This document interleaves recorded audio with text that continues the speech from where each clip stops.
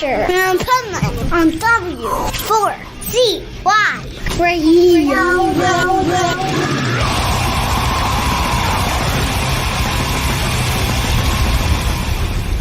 Wake up, America! It's time for the Adventures of Pipeman on W4CY.com, West Palm Beach's #1 internet radio station. Here's your host, the Pipeman. I'm running a retreat in 2025 in Dyzeth, North Wales. Please send your email and nominate yourself or another person to alarmcalling@mac.com. For all you breast survivors out there, please come and join me for the Treat Retreat in Wales, January 2025. This is the Pipeman here on the Adventures of Pipeman, W4CY Radio. And this interview I'm very excited about because, first of all, it includes a passion of mine, which is music and great music, but also motivation, positivity, and hope, as well as a very, very good cause in a great way. And so with no further ado, I'd like to welcome to the show Jules Peters from The Alarm and Love, Hope, Strength. How are you? Jane, it's lovely to be here. Oh, man, lovely to have you. And I just got to say, I think, first of all, it's great that you're here to do what you're doing for other women and other people around the world, as well as your husband. And you know, you guys are great musicians, but I think this is even better. So tell me a little bit about your guys' organization. Tell the listeners a little bit about it and kind of your story. Yeah, hi. Thank you, Dean. I'm the keyboard player of The Alarm, but I'm also married to the lead singer of The Alarm, and we've been together since 1986. Our life has been dominated by rock and roll, and we've been really fortunate and privileged to tour, most of our married life together. But when I was 29 and Mike was 35, Mike discovered some lumps in his neck, and it was pretty. It blew our world. I can only say Mike was diagnosed with leukemia in 1995, and we went from having no responsibility other than rock and roll and touring the world to suddenly dealing as two quite young people having to deal with a very traumatic cancer diagnosis. Back then, leukemia was a bit of a death sentence. I'm pleased to report that with all the development of drugs, that now people who get diagnosed with leukemia can hopefully look forward to a much happier and longer future. But I think it definitely characterized our lives, changed our lives in many ways. You know, both Mike and I have been raised in a small town in North Wales, not far away from Manchester and Liverpool. We were raised to be upbeat and positive people. But I think, a cancer diagnosis when you're young can go either way. You can either feel very angry, why me? Mike, however, is a very positive, upbeat guy, and he's been very easy to be married to. And I think we just decided that not why me. We're just going to work with this. This is part of who we are, not to panic, to take each day at a time. And I'm very fortunate that Mike, he just celebrated his 65th birthday in America last week. Nice. And, all thanks to, a lot of his attitude, I think, has helped, but also undoubtedly he's received some fantastic care here in the UK, all for free via the National Health Service. So I think, Mike has grown up as being like the incredible lead singer of The Alarm, and America has been very, very good to us. But he's also known as the man in the camo jacket, the man who wears green. When he was diagnosed with leukemia, he decided to come to America and continue his tour.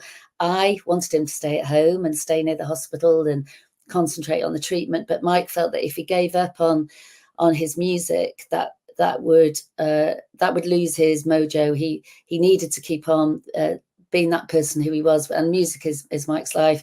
So I had to support him. We all have to deal with these things in life in our own way. And we flew to Boston. I remember it was a very cold day as we got off the plane. I was actually broken. I thought this was the beginning of the end. But Mike consulted a faith healer, which was most unlike him. And she said to him that green was his protective colour.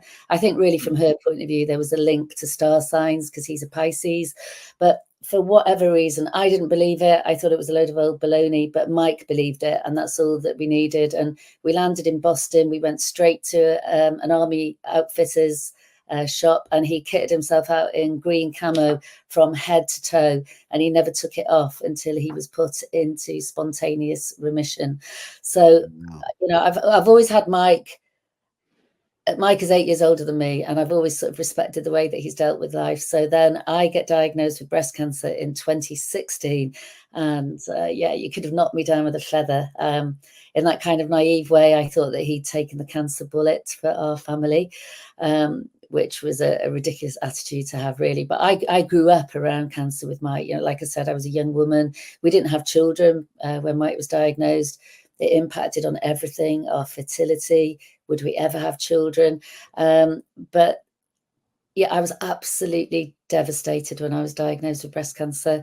And I never thought it would happen to me. And I had a few why me moments, but of course I had to practice what I preached all those years ago and try and stay positive. And I said to Mike, I said, I don't want you to be all softly with me. I need a bit of tough love. For those of the listeners who maybe have some experience with breast cancer, it can be a very brutal journey. I don't want to say it always is. I don't want to scare people out there, but my story, my journey was pretty brutal. Chemotherapy, hair loss, radiotherapy, complete loss of femininity, you know, brutal breast surgery, rebuilding yourself. And so a lot of what I do is to try and mentor other women going through this process so that I can say, look, you know, I'm here. I never thought I'd get through it. I can help you get through it now. So, yeah, and as I said, 2016, 2017, actually, we came to America again. America, we are both raised in North Wales, but America seems to be where we come to in times of trouble. I've grown up since a very young 19-year-old coming out to the United States. So when I got diagnosed, we'd already planned a month in New York City. So we approached my consultant and said, look, we want to go. We want to get our heads in order. We want to decide how we're going to face up to this. And it did me the world of good. I came away, and by the time I went back a month later to Wales to face the music, it was all rolled out for me that I was going to have chemotherapy. You know, once I'd learned that hopefully the regime that I was going to undertake would save my life, you then start to worry about other things. You know, not everybody, but for me and a lot of women like me, I was very upset about losing my hair. Mike and I both seem to be known for having our hair, and I was devastated at the idea of losing my femininity, and I tried everything to keep it, but I lost my hair, and I managed to get a wig called Trixie Vixie, which was a bit of a Marian Faithfull wig that I waltzed around town. And Mike was an incredible support to me. I thought, this is the test now, after all these years of me going in by his side into chemotherapy and holding his hand through it all, is he going to support me in the same way? Marriage test right there. And I'm happy to say that he's been an incredible support to me. So much so, I think he did raise a few eyebrows in the hospital when he walked into my little room where I was having my chemotherapy with a full entire recording studio. And yes, he recorded an entire album through my 6 months of chemotherapy. But that's how we try and deal with things. You know, no one wants to have to live through cancer treatment, but it's been so much part of our lives. And I'm careful the way I say it, because, you know, not everybody gets through cancer. I'm always conscious of those who haven't made it through. Mike and I have been incredibly lucky, and I think we probably feel like our life has been enhanced going through our respective cancer battles. It makes us very, very clear on what matters in life. We don't have much time for fussing and fighting, and we just are extremely grateful for each day that comes our way. Yeah, and you know what? I mean, first of all, I love the attitude, but I love the honestness, because even the most positive of people, when something like a cancer diagnosis happens, it can definitely bring you down. You know, you could be the most positive person in the world, and it could be, as you put, devastating. Devastating. Yeah, I always say to people, you know, I feel like my life went from Technicolor, carefree, to, well, as carefree as life is with all the responsibilities that we have, but it definitely went from Technicolor to black and white. And I had to battle hard. That's why I said to Mike, you know, you need to be my tough love guy. If you show me too much soft love, this isn't for everyone. It was just my personality. I would have become quite self-indulgent, I think, and had felt very sorry for myself and found it very hard to get out of that pit of self-pity. So he went completely the other way, which was hilarious because it was so out of character for him. And we had a few moments where, I remember one day he came in and he said, right, I need to go into the studio. He was going into the studio with Billy Duffy of The Cult, who also has a side project with Mike called Colour Sound. And I love Billy. You know, he always makes me feel really happy. He's great to hang out with. But Mike said, right, you're going to have to get your act together. I've organised for our parents to have the children, and we're going off to Liverpool to the studio. And I was like, I can't, look at the state of me. You know, I looked like a little boiled egg. I had no eyebrows, no eyelashes, no hair. I did not feel like getting my gear on at all. But he just gave me tough love. And he was like, 15 minutes, get your wig on, get your cowboy hat on, get your skinny jeans on. We're off, we're going.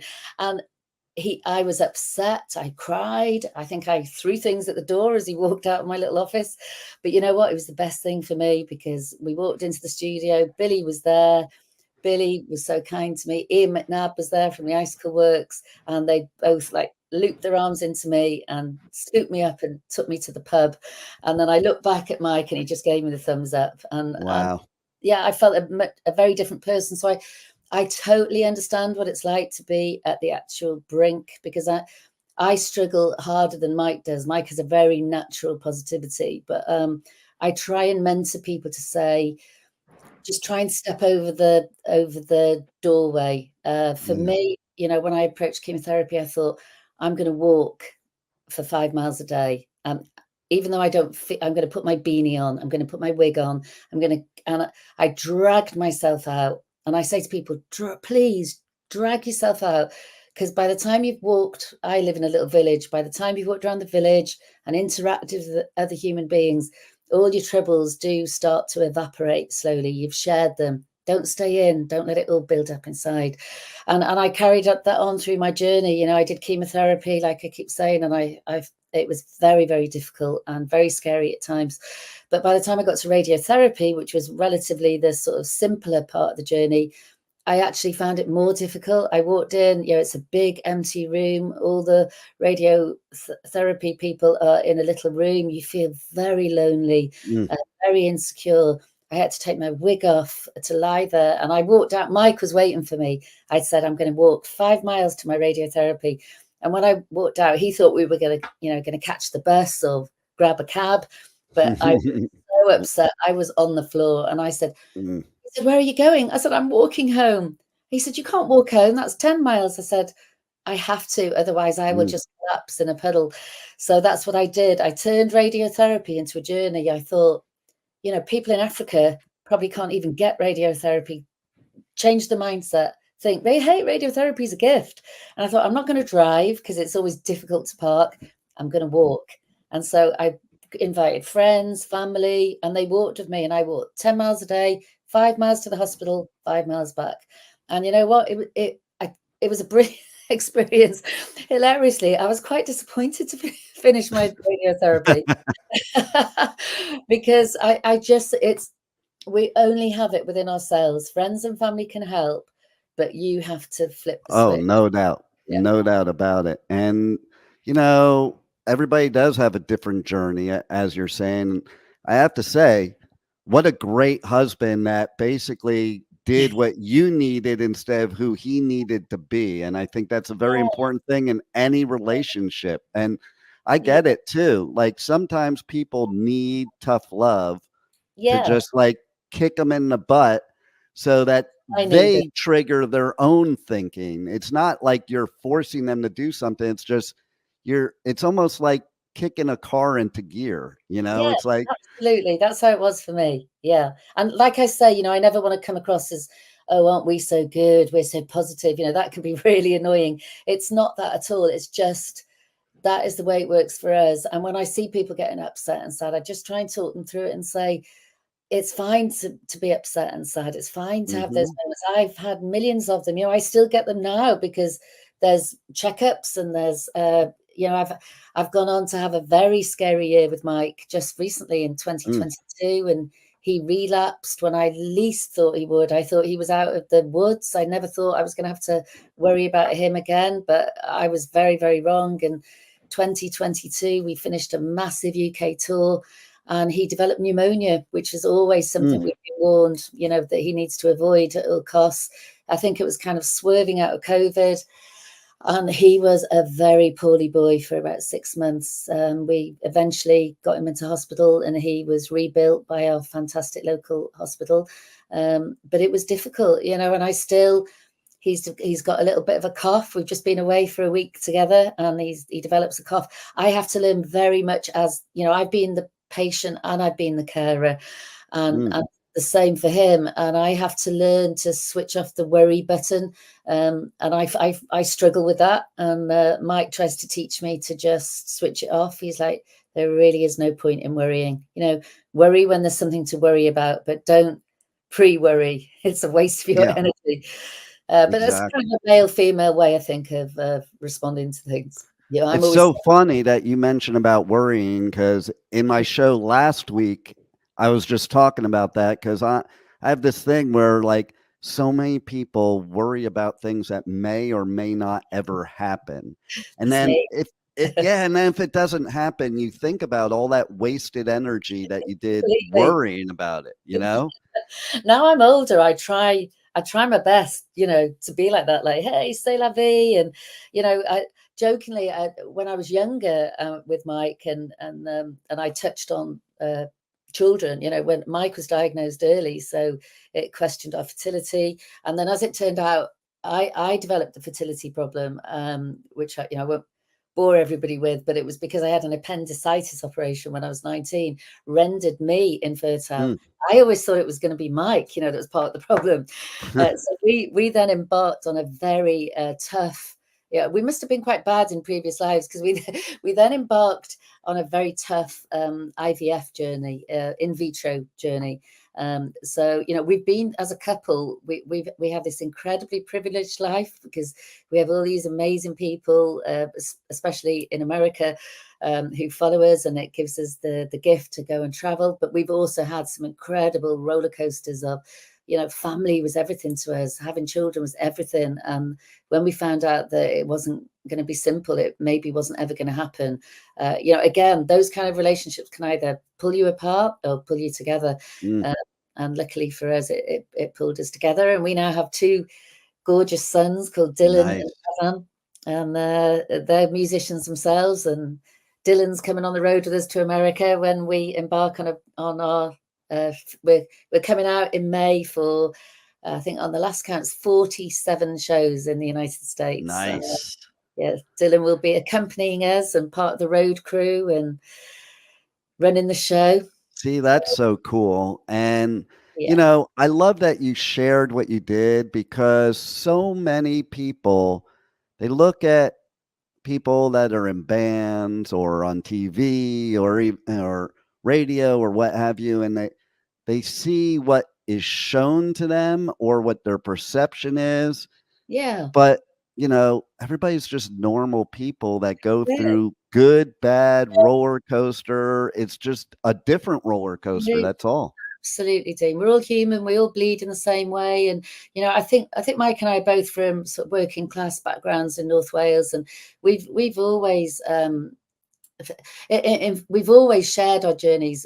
I think we've maybe held back on going public sometimes with our cancer journeys, just because with me, we didn't quite know where the journey was going to go. With Mike, the same. And then, so I can honestly say to people, I find it's better if you share. Generally, human beings are incredibly kind and empathetic and want to help you. When I actually came clean and told everybody what was going on, sometimes people are embarrassed or ashamed about a cancer diagnosis, or they think it's that they've done or the life they've led. And I always try and say that has nothing to do with it. You just people just get bad luck, and our bad luck has been cancer, but I guess we've seen it as good luck. in a way, like I keep saying, we run a charity called Love, Hope, Strength, and it's a line of a song that Mike wrote when he was a young man in his 20s. The song Strength, that was very popular in America. Give me love, give me hope, give me strength. And little did Mike realize how significant the songline would become right to him during his adult life. And we've gone on to, do amazing things with Love, Hope, Strength, because our just burning desire for some reason is to just try and help others who follow in our footsteps. Because, when I was that young kid of 29, when I was told my husband had leukemia, my world, my world fell apart. But all I wanted to do was Google quickly, someone who's survived leukemia and is having a happy life. And well, there you go. I couldn't really find many stories, if I'm honest. And so I wanted to put our story out there to say, hopefully we can give you a little bit of hope that you can go. And yes, our life can be incredibly glamorous, and we have a wonderful life because of rock and roll. But I just want to share it. And we've done a couple of documentaries for the BBC where we've opened the doors into our home, and they've seen me crying. They've seen me with my boobs out being checked over by my consultant, just to say, look, we're all human. It's okay to be not okay. But at the end of the day, I'm happy to report with our charity that there's more and more good stories now. I can mentor a lot of women going through breast cancer and bring them through the other side. I see lots of people being diagnosed with leukemia and going on to live long and happy lives. That's I often think that cancer should be maybe rebranded with a different name, because I think sometimes mentally it still floors people, that word. Whereas when I was diagnosed with breast cancer and thinking how my children were only 9 and 12, and they were kind of used to cancer. Their dad had had cancer since they were born.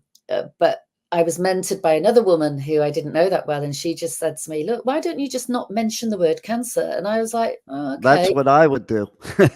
Oh, yeah. Yeah. And that's what I did. And my kids have come through relatively unscathed. I just said, Mum's got a lump, Mum's going to the hospital to get rid of the lump. She's going to take medicine to get rid of the lump.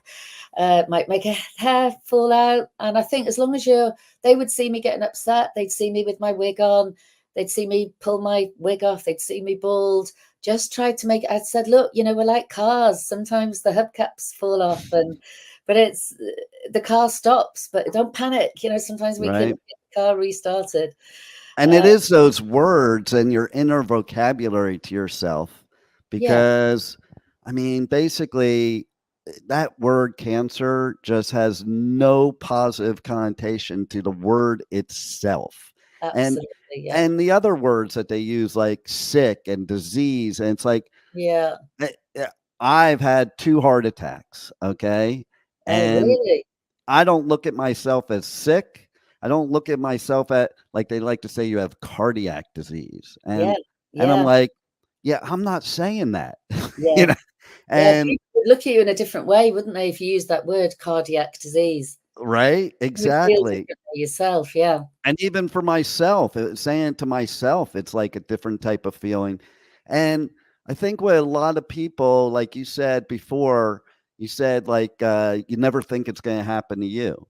It's like one day you're like really healthy, or so you think, and you're living your life, and the next day it just changes forever. And people don't realize that, like, even what you've been going through lately is like every day you have to wonder if today's the day. It's like, so it's like, to have that positive attitude, I think it's a necessity, because if you think you're sick, if you think you're diseased, if you think all these words, you're going to live life in that way, opposed to going out and just living life to the fullest, and enjoying what you have instead of worrying about what you may not have anymore. Oh, so much so. You were saying it as we first started our interview. You and I are old, and I were actually around about the same age, and it's that advice, isn't it, that you could give to your younger self, that I still think now it's the fact that I'm a mother, you know, and how to give advice to people coming through. You can't, because you've got to live the life, haven't you? So as you're older, you definitely realize that, you know, if there's people that you fall out with, you're better walking away. Have no toxicity in your life. You can't have that attitude when you're young, because you're making your way, and you have to put up with people that you don't like and to make your way. It's just the way life goes. Yeah. You know? Yeah, Or like, you can be a little bit more choosy. yeah, and I was just having a conversation with my son yesterday, and I'm like, you know, at this point in my life, I eat extremely healthy and I'm very active. I'm not gonna do all that stuff which I don't even really want to do, you know, Yeah, type of thing. Like, people don't realize when you're picky eating at places, that's even annoying too, because people think, oh, you know, like you want to do that, like like you want to be that way. And I was yeah, like, I'm not going to take all that work that I'm doing and ruin it by getting upset at somebody or getting in an argument. I'm just going to walk away. yeah, Whereas when I was younger, you'd have then argued. I would walk towards them, Yeah, you know. And it's and life like would have been boring, obviously, without a few arguments. right, That's kind of exactly. who you are. And sometimes there's moments for confrontation and having a good old. But yeah, I think as you get older, there's certain people possibly that you care less about. So, and that's not sounding unkind. That's positive. You're just knowing who you are. And the older you get, hopefully, it's the way it works, isn't it? You become less of a people pleaser. You Yeah. want to please the people that you really love, but you care less to please the people that maybe you don't really care about. Well, and you also realize when you go through stuff like this that there's a lot less people on your side than you thought, that you Yeah, were always so busy people pleasing that you never yeah. paid attention that they weren't reciprocating as far as a synergistic relationship. And that's what Dean, I I think. really enjoy being less of a people pleaser. It's I fantastic. know, right?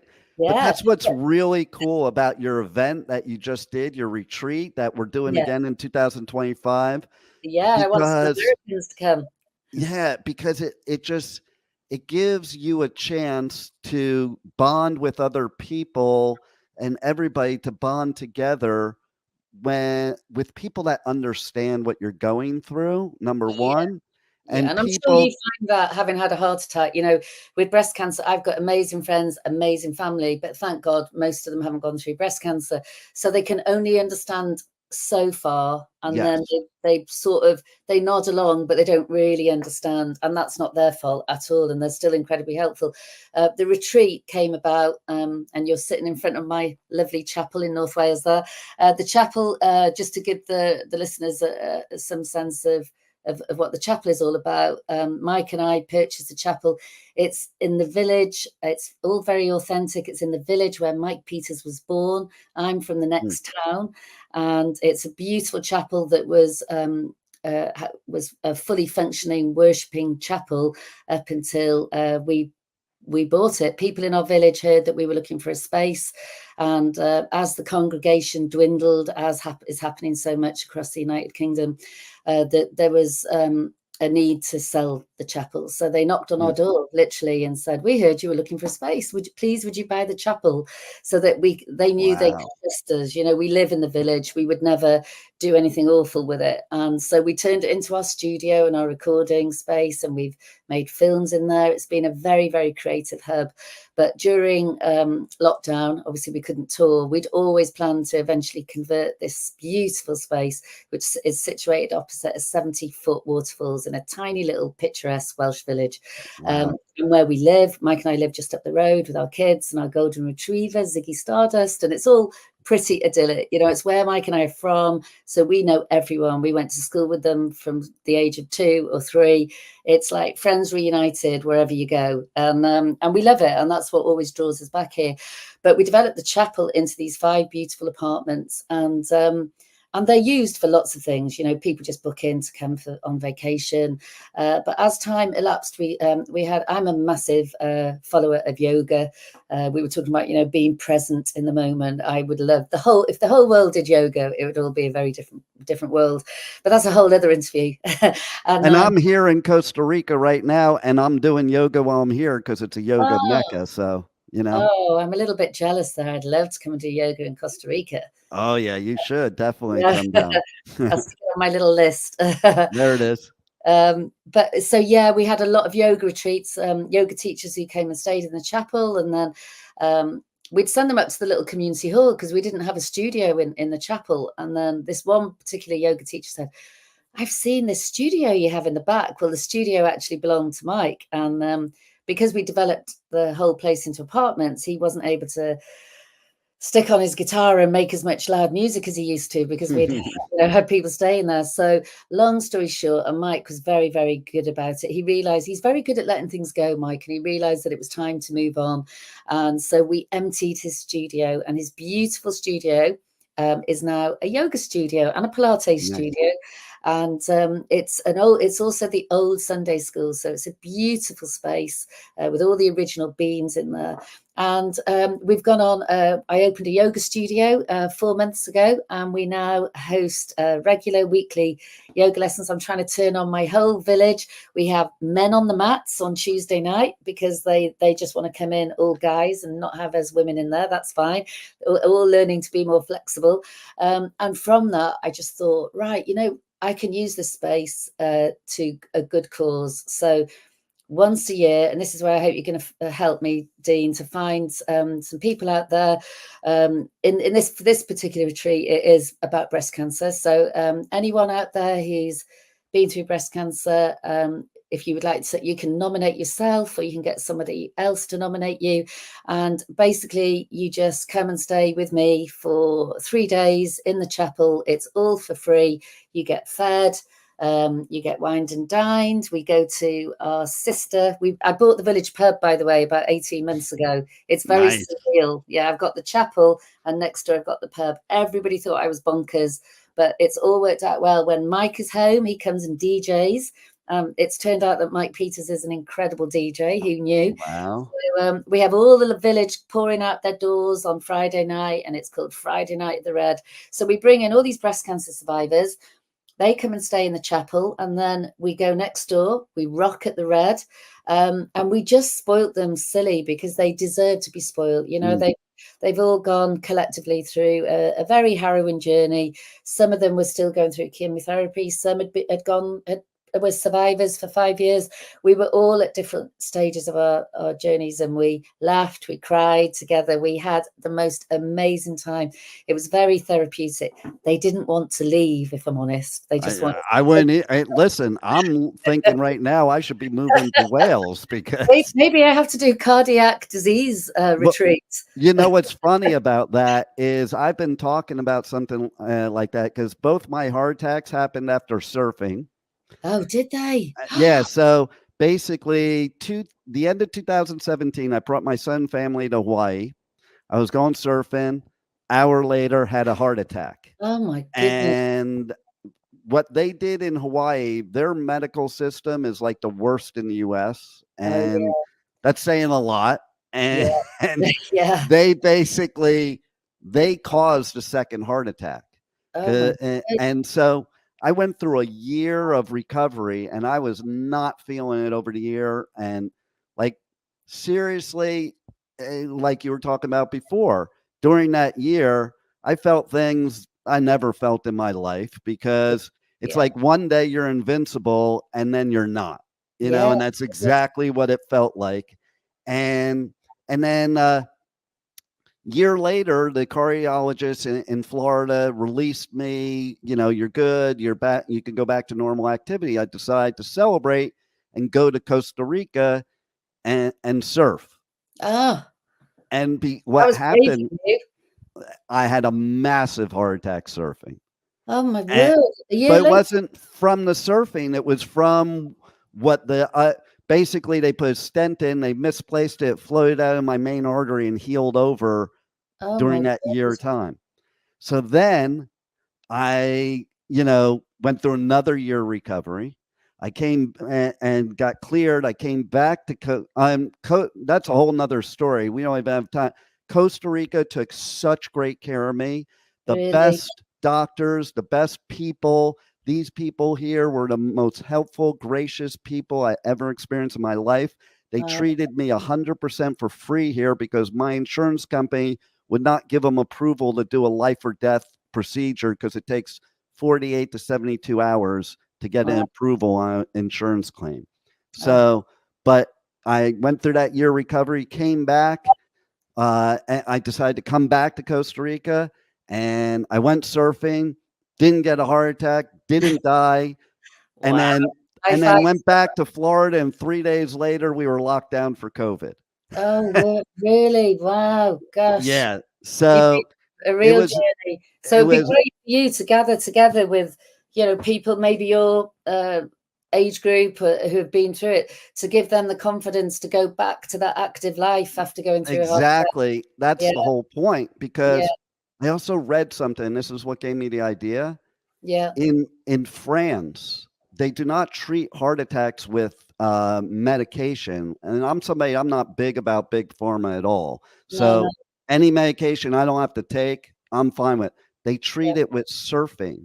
They actually, they diagnose, they give a prescription to them to go surfing. So I'm thinking, love it. What a phenomenal idea that would be to arrange surf trips for people that have had heart attacks as their way of getting healthier, but also, like you, bonding with other people that understand what they're going through every day. Because like you said, breast cancer, unless you have had it, I don't care how much you've even been exposed to it, you can't understand what that person's going through unless you've been there. And that's what's beautiful about your retreat is people can see that there's other people. Because when you go through these things, sometimes during that beginning phase, especially, you think nobody else knows what you're going through, but there are people out there that do. And that's why I'm glad, to be honest, Dean, that I could bring people face to face. I mentor people a lot by text and by email, but I'm not a major fan of a lot of the groups that exist out there because, and everyone's doing their best, but I think naturally we can all talk each other down into a bit of a panic. Whereas the beauty of the retreat, as we called it, it's a retreat, which is a treat, was that I love it. There was put the screens away. We did yoga, Pilates, hiking, dancing, music. And then I think the icing on the cake was we surprised them. Mike was kind enough to come in we all congregated in the penthouse space, which is very rock and roll. It's a beautiful space. And then next minute, slow-mo, Mike walked down the corridor. I love it. I'm getting chills right now. Yeah, they loved it. There was lots of tears. And because I think for them as women, because obviously men can get breast cancer too, but it was just women on this retreat, they really related to Mike being the carer role. And he sat there and he performed a song called Heroin, which is what he wrote while he was in the hospital with me when I was getting my chemotherapy, and he dedicated it all to them. Not a dry eye in the penthouse. When Mike was first diagnosed with leukemia, Clara was by his side as one of his nurses. And so it's ultra special. Made it two together, don't we? Team effort. Yeah. No, but it's great that you've all been able to come here today and sharing your experiences that you've all been through together. Really admire you for what you've been through, and as a carer for Jules, I can relate to some of the challenges you have to go through, because it's quite a brutal challenge that you've all had to face, and to see you all here today on the road to recovery is very impressive, and very proud of you all for making it through. And I'll sing you a song before I go now. This is a song I wrote for Jules when she was going through the surgery and the radiation and the chemotherapy, and it was a very challenging time. And Jules was in hospital having a surgery that lasted hours and hours and hours. I was pacing the corridors and just started writing these words into my phone, and ever since I've always, Jules has been my heroine, just like you've been heroines to other people in your lives who've seen what you've been through and understand and appreciate the steps you've made to stay alive. It's called Heroine. My love, closer to me than God, gives me what faith does not. My love is alive. She flows through my veins like blood, heart beating like a drum. My love is near to me. My love, my love, my love, my love, my love, my love. My love is alive. She comes when I am so far away, when there's nothing left to say. My love speaks to me. She aches when all of my bones they break, when tears stream down my face. My love is there for me. My love, my love, my love, my love, my love, my love. My love is alive. My love is closer to me than God. My love gives me what my faith does not. My love is alive. My love is alive. My love is alive. My love is alive. And she's my heroine, heroine. My heroine, heroine. My love is alive.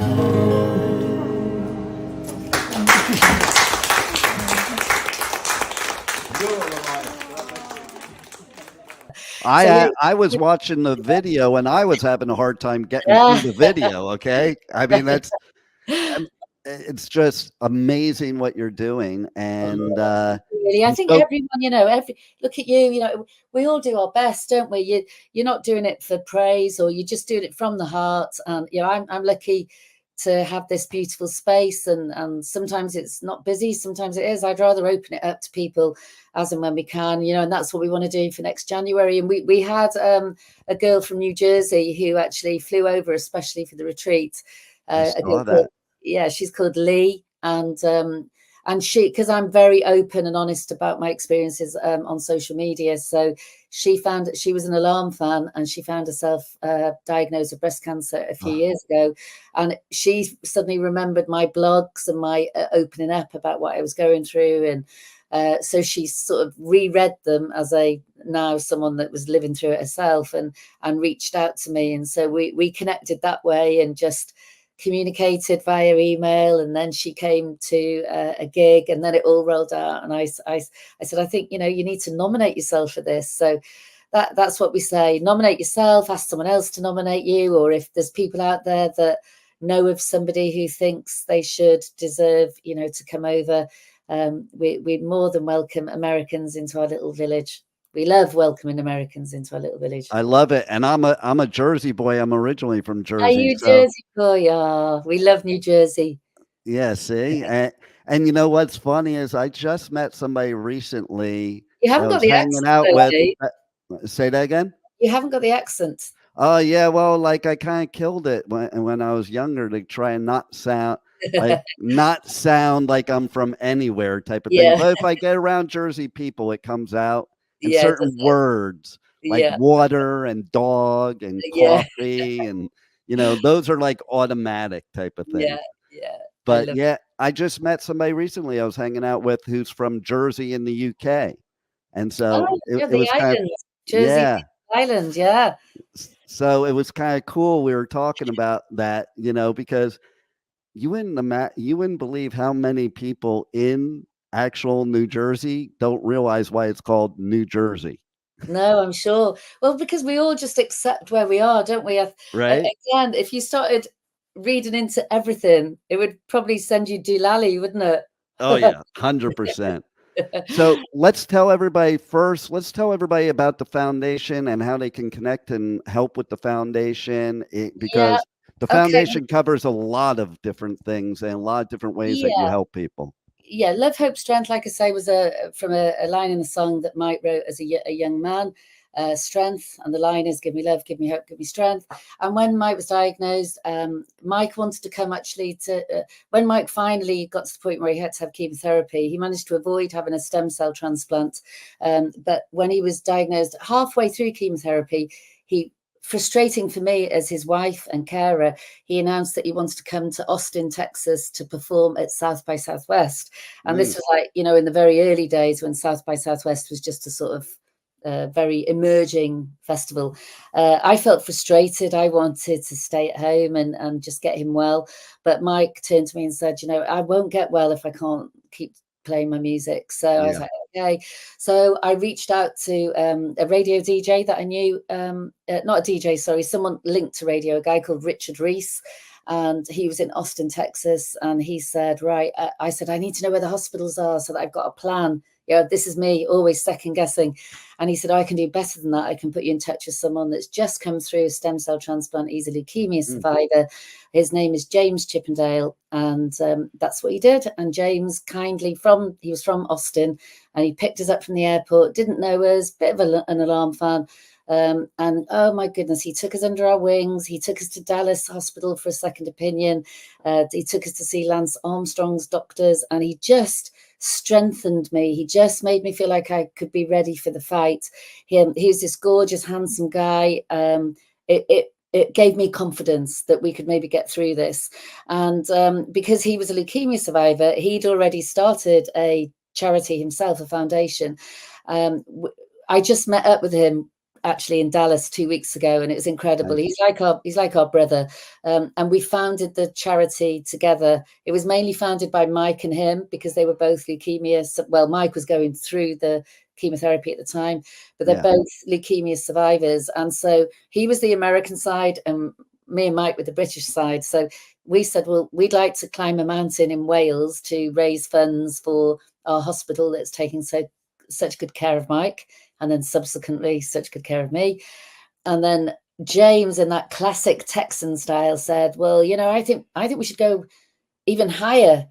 We were like, what do you mean? And he's like, I think we should do Base Camp Everest. So we were a perfect match. The confidence of James and everything that he brought with him from growing up in Dallas, and then our maybe slightly more reserved manner being raised in the UK and in Wales. And we established Love, Hope, Strength together. James came over and stayed in the chapel, funny enough. And we stood, this is before we developed it into apartments, and we stood at the altar. And James just saw a T-shirt that was lying around with Love, Hope, Strength on the T-shirt. And he said, that's what we need to name the charity. And voila, the charity was born. And we did climb Snowdon, which is our highest mountain. And we've gone to climb it every year. And we've raised...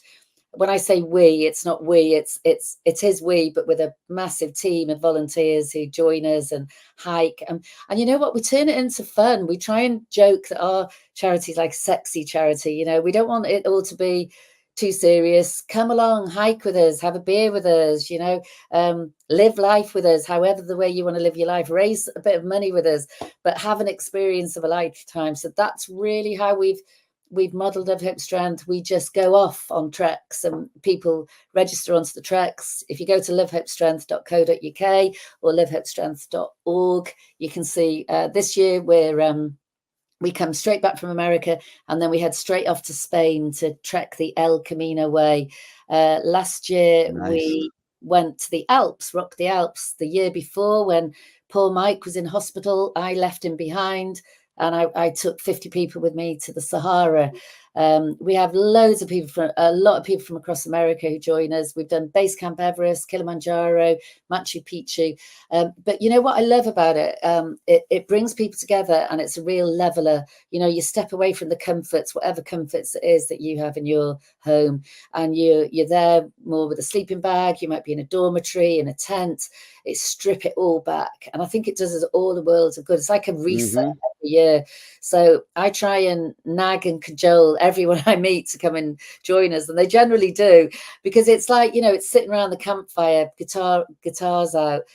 It's incredible. It's life-changing, and we have a brilliant time, but we raise a bit of money together and we help change the lives of people less fortunate than ourselves. I love it. I love it. It's giving me chills, because that's why I dig about your organization and your retreat. It's like something different. It's not. Yeah, I hope so. It's creating something, an experience that people will never forget, and that's well, it's a short life, isn't it, Dean? And I want people to live it big, live it loud, if that's the kind of thing that they want to do. And if you like music, if you're affected, you don't even have to be affected by cancer. You know, you can do it for someone else that, you know, it's not just cancer survivors. But we're also, you know, a big part of what we do is encouraging people to register to the bone marrow donor registry, because Mike, you know, all through his life has been faced with potentially needing a stem cell transplant. And fortunately for us, so far, touch and wood, he hasn't had to have that. He's had lots and lots of relapses, but the new drugs that have come through have been able to rebuild him. But whereas James Chippendale, our partner in the charity, he had to have a full transplant. So we try and encourage people, we run a program called Get on the List. So when people come to our gigs, or our other friends who are musicians, I mentioned Billy Duffy earlier, you know, we get everyone to come. Billy's come on a lot of our treks. He went on to be diagnosed with prostate cancer himself a few years ago. So he's now part of our little group of survivors. And we just encourage people. It's a swab test, and you can potentially save somebody's life. You know, James, our co-founder, his life was saved unbelievably by a German guy, literally because this German guy happened to register to the bone marrow registry, and James was dying effectively. And if they hadn't have found him a donor, he was a young, fit man, knocked down in his prime with leukemia. But because this wonderful German man registered many years previously, they suddenly, boom, found a match. And his name is Klaus, and Klaus saved James's life. And James travels from America to visit him in Germany and to give thanks to him. Without Klaus, there would be no James Chippendale, and the world would not be as an exciting place. Wow.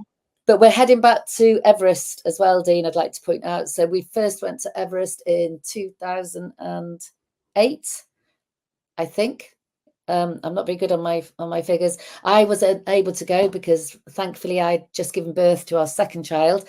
After I mentioned our fertility battle, we had a huge battle to bring children into the world.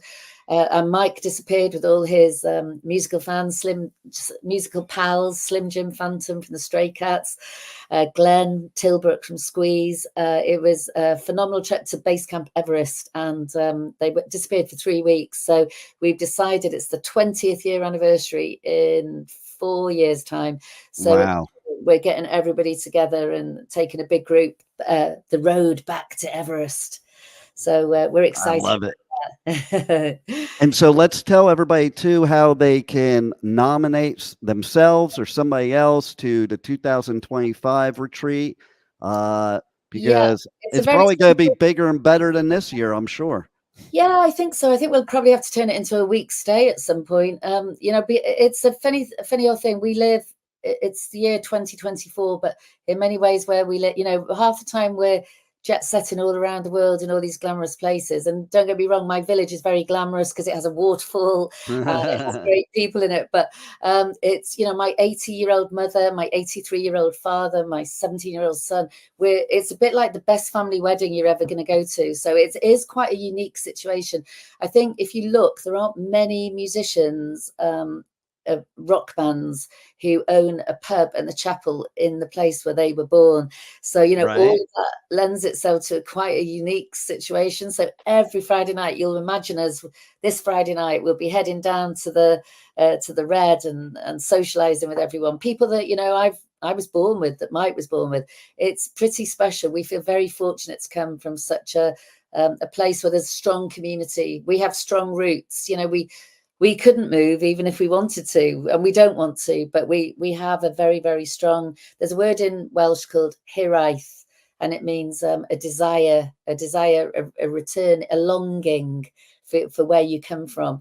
And Mike and I are lucky to have that. So I love it. I think when people come on these retreats, they tend to fall in love with the locals, and the locals fall in love with the retreaters. So that's why nobody wants to leave. It's a bit like Fantasy Island, you know, it's a little village. No one wants to go home. I love it. My passion is, you know, I'd like to do it for, I'm definitely committing to doing it every year, probably the end of January, because I know that I'll be home around that time. So if you want to nominate yourself, please do.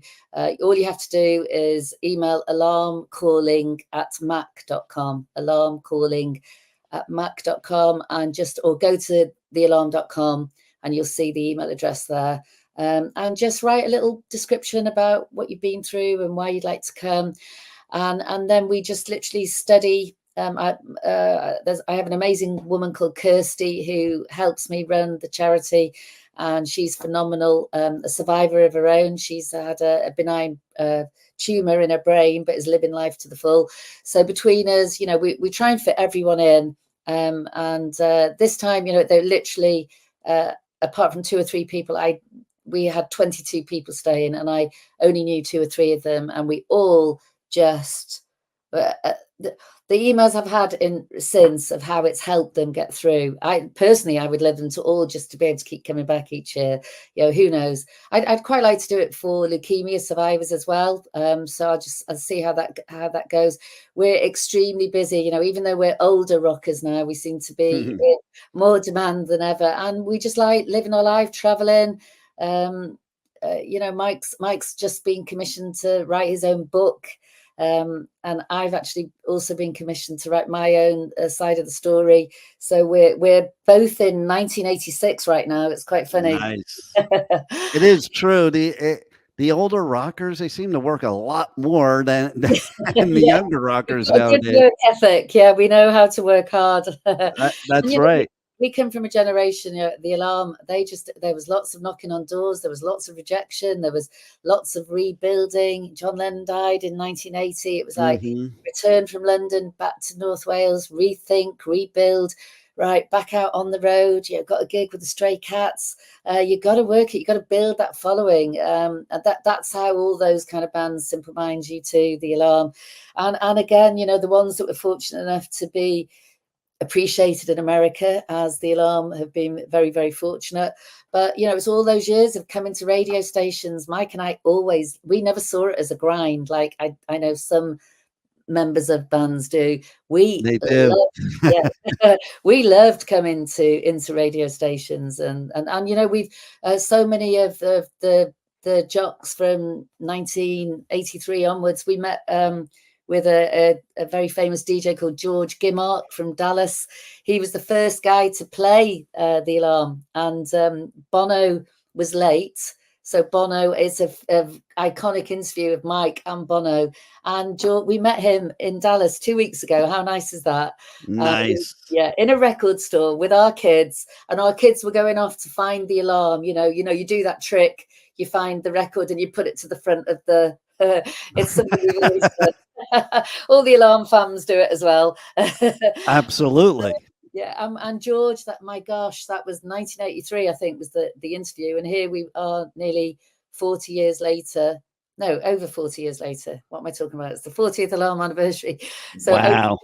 40 years later, meeting up in a record store in Dallas, talking about music, because that's what it's all about. That is what it's all about, and man, I love your music. But like I said in the very beginning, and I'm going to say here at the end, I love this stuff even better because what you're doing for people and the mindset you're giving people and the help and the hope and the love and the strength and everything is just absolutely amazing. And Oh, thank you, Dean. definitely anybody out there, if you want to nominate somebody, if you want to nominate yourself, you owe it to yourself for this experience of a lifetime. And man, I don't even know what to say to you. Like I'm going to be in tears thanking you for doing this for other people that need it so much, and Thank you especially for helping me to share the message, and anybody out there who is struggling, like I said, we've been talking about positivity, but trust me, I know what it's like to feel little bit down in the dumps. So if I can ever help, you only have to, I'm only an email away, alarmcalling@mac.com, regardless of the nomination. Just if you want a little pick me up or someone to make you feel like, there is a future, you know where to find me. I'm always here to help. Well, yes, you are. And I hope that we see a lot more of you and you help so many more people, and people are going to love this. Thank you for everything you do. Thank you for the great music, and thank you for being on the Adventures of Pipeman. Thank you, Dean. Thank you for having me. Hope to see you in Florida or Costa Rica sometime soon. Yeah, or the UK. I'll be Or there in Wales. June and August for festivals. So Okay, drop me a line. absolutely. Thank you for listening to the Adventures of Pipeman on W4CY Radio.